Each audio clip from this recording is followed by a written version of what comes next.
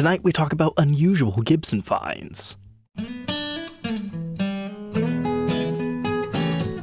Welcome back, Troglodytes, to your daily dose of guitar information, the Trogly's Guitar Show. Well, that's not too strange of a topic for my channel, but I'm talking really unusual and strange finds tonight. Starting with this Cobraburst in Japan, it's only $5,000, which is tempting to pick it up. But let's go ahead and check this thing out. It's the Cobraburst finish, so it's pretty cool, but it's got awesome flame figuring to it, a nice dark black border. I love the photography style of this dealer. However, when you take really stylistic photos like these, sometimes what arrives to you is not quite as aesthetically vibrant and or crazy as the dealer's photos might make it seem to be. But after going through all the photos on this one, seeing some wear and tear, looks like maybe the intonation's either not set right or the bridge wasn't set correctly from the factory. And we definitely got some wear by the bottom strap button, but it's from the year 2017, very early in production. It's only the 6th guitar produced by the custom shop at that time. And our pre-pack checklist verifies that. It was made on December 12th of 2016. And this was initially sent out to Japan with the dealer G Club in Tokyo. But it's not the cool finish why I'm sharing this one. Did you guys catch this? It is an off-center top,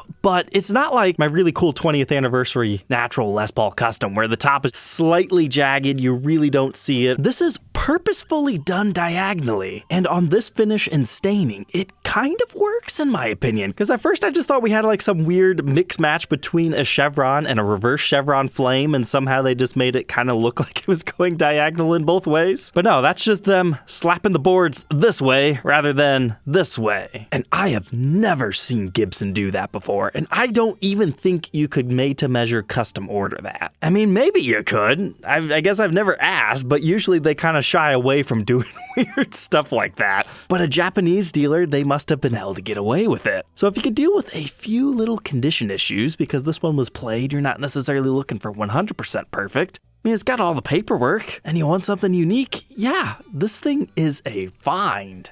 I made an offer, it wasn't accepted, but I could see somebody paying $5,000 for that because it is unique. If you're interested in it, you can click my affiliate Reverb link in the description to help support the show at no cost to you before you make your purchase. And that goes for anything you buy on Reverb. But our next topic is not even a guitar, it's just a really, really rare 50s Gibson part. So this is listed by Authentic Vintage over in Fairfield, California as a 1955 Gibson Les Paul Custom staple Alnico 5 pickup. It's the neck pickup to the staple pickup customs, you know, these guys right here. And I could be wrong on this, but I believe it's the only model to get this pickup in this exact configuration. Like, you can find the arch top versions that have the dog ear tabs on them, but as far as being, I guess you could say, soap bar-like in comparison to a regular P90, except for these ones mount using diagonal screws like the very, very, very early P90 gold tops.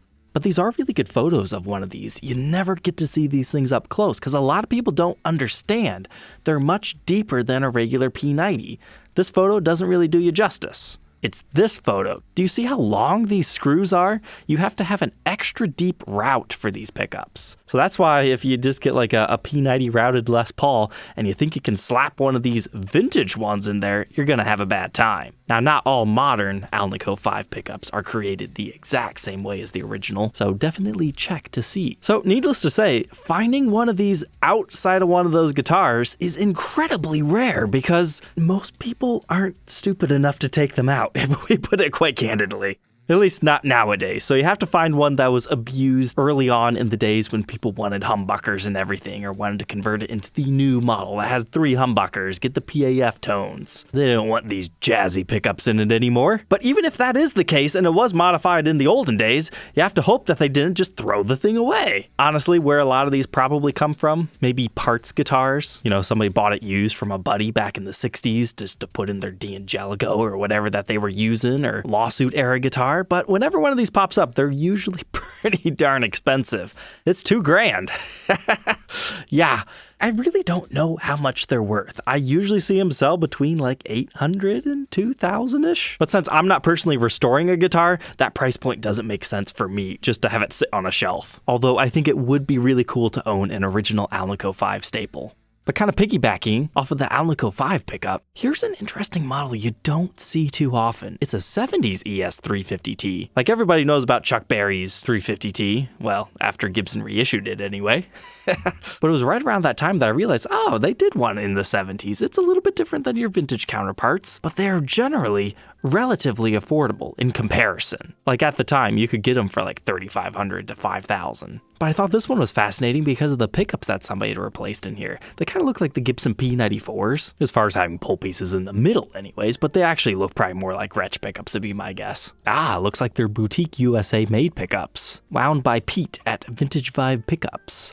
I mean, slap a Gretsch-style Bigsby on it, and yeah, they just kind of transformed it into a Gretschy like Gibson. But wow, it looks so incredibly different in that lighting situation. Like, this looks like your traditional tri-burst, which looks like it was taken with a flash, so maybe that kind of made that jump out of the finish a bit more. Whereas over here, it's a little bit more subdued. It's like two completely different guitars. It looks like the nut's also been replaced on it. This is definitely a player's grade model, but it looks like it could be fun if you don't mind that little patch of binding missing. But hey, at least the seller's being open and honest and pointing everything out. That's all I can ever ask for. But it looks like this is a very early 1980, factory second Kalamazoo made. And it looks like this one's over in Australia, so I guess that explains why he's asking what he is. Next up, if we're going for weird and bizarre, Gibson Explorer Corpaato. I don't know what's going on here. I don't like it, but I felt we needed to at least talk about it. This looks like I was going to film B-roll with an Explorer, but the call of nature happened so suddenly that I had to put my guitar down, and then my 3 kids came with the markers while I was out and just scribbled all over it, except for I think they would do a better job. I'm sure there might be some symbolism, and maybe I'm being too nice, but I like the little smiley face guy right here. That's got a vibe, and apparently that's where the name comes from. And they also have it going up the back of the neck. You've got some sort of a signature, so no, this isn't Toddlers Gone Crazy. And then they paint markered all over your fretboard too. But if this was really just a hot mess, I wouldn't really share it with you guys. It's the back that kind of saved this. Now this gets a little bit abstract, but I like it a little bit better. You've got a blue triangle, you've got kind of an orange chaotic, not necessarily a triangle. Then we've got like maybe a cornucopia or maybe some sort of a fin that's a little bit more white, and then you got a little bit of red going on. I mean, at least we have the original case, and it's a 90s era Gibson Explorer. That's just judging by the case. I can't actually read the serial number, but the specs seem to be about right. But this one's being offered by Alex's Gear Outlet over in San Francisco, California. He wants $2,000 for it. But he's saying it's painted by Jean-Pierre Corpaato. I'm sure I'm butchering people's names here. And this is the title that they gave it. And I guess looking at other arts here, I would have much rather preferred something like this on it, though. I mean, even something like this probably could have been pretty cool. I guess needless to say, not all of his work looks like this Explorer. But yeah, we're going to leave it at that.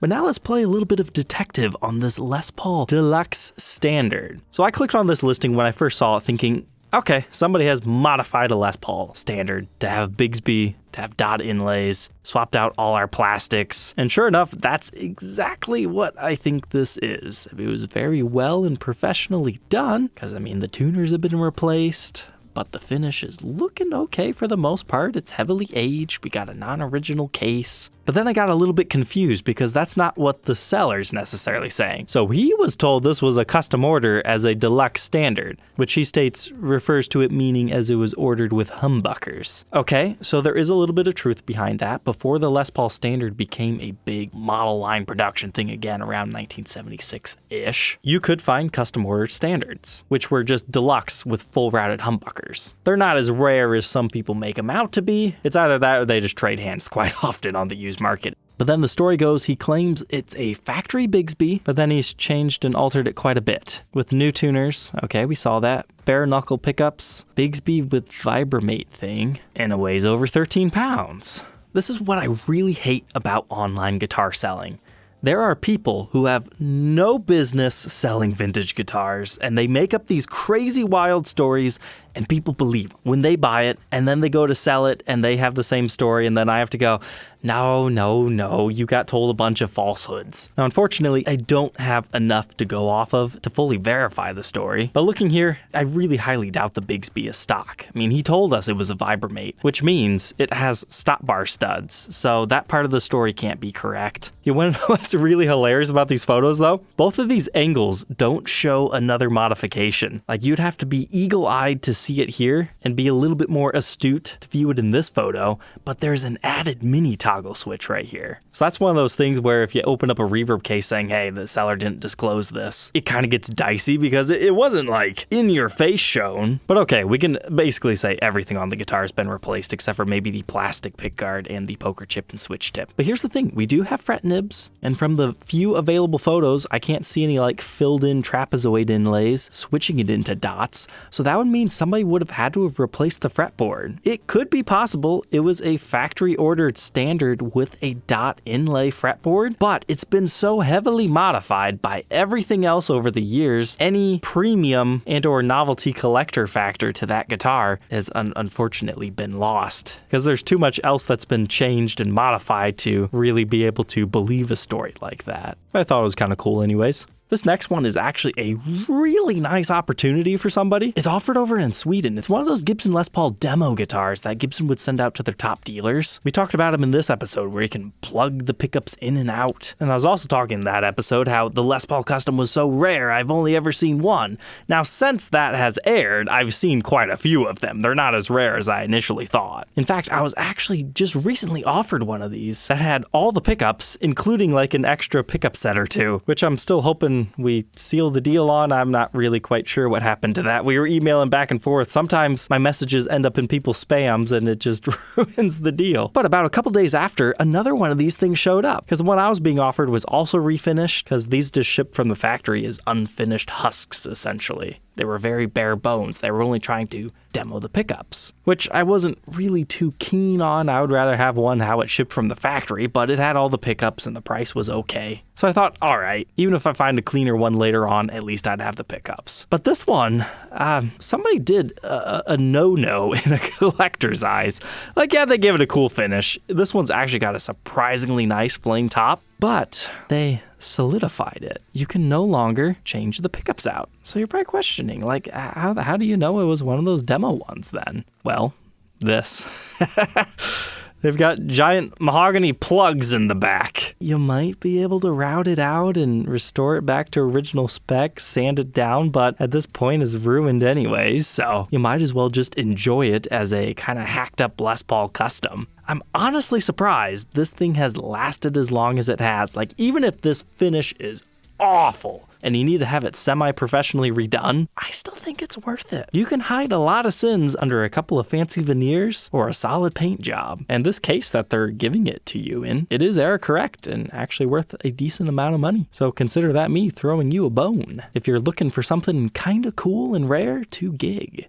And the last one for our fun little adventure tonight. This one's offered by Ish Guitars over in New York. Appears to be some sort of a vintage SG Special, maybe still has the original pickups. But I initially saved this in my watch list because I thought somebody had routed it for a Kaler and then they had plugged it. But now that I've actually pulled the ad up, nah, that's just discoloration of the finish. So that was some sort of a trem system that had 3 screws, or maybe even a decorative plaque. And we've got some interesting stuff going on here. It almost looks like somebody sculpted a new horn for it, but I'm sure it's just strange wood grain. So it really just comes down to being an interestingly refinished early SG Special. So I'd be curious, would you just rock it as is, or would you put a new decorative plate on it? I think it'd be really cool to custom carve a block of ebony in the shape of that and inlay it with mother of pearl, just like the ebony block vibrolas, but it's just a cool ebony block on your guitar. And in fact, maybe you could just make it made of brass and put ebony veneers over top of it.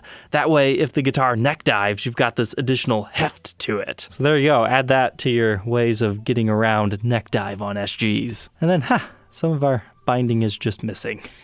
I hate it when that happens. It's not that common unless people have been modifying stuff, but somebody must have hated binding on this thing. All right, troglodytes, I think that's enough madness for tonight. Don't forget to like, comment, and subscribe, and we'll catch you tomorrow on the next one.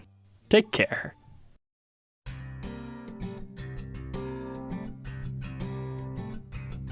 If you enjoyed tonight's episode, consider subscribing. I post videos like this every day. And you might even enjoy this next one.